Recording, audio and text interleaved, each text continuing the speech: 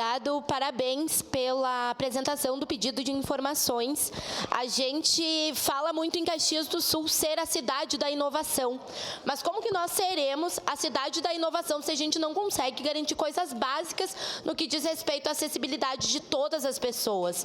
Isso ocorre em diversos locais e quando a gente trata da questão das vagas de trânsito, eu quero trazer o exemplo do pessoal da fibromialgia, que também sofre com dores crônicas diárias em todo o corpo e que, através de uma lei já apresentada pelo Executivo, tem direito à vaga prioritária. Mas, porém, na prática, isso não ocorre. As pessoas com fibromialgia não conseguem acessar um direito que era delas. E agora a gente vê esse decreto municipal vindo na contramão desse avanço. A gente fala no momento de sociedade que a gente quer, de fato, que a sociedade avance, que a gente inclua mais, que a gente debata mais, que a gente respeite mais. Só que quando a gente vê um decreto como esse, é quase uma falta de respeito com as pessoas que precisam de maior acessibilidade.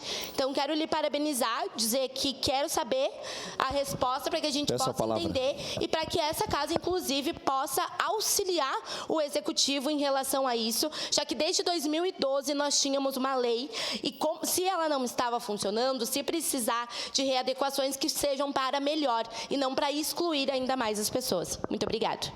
Obrigado.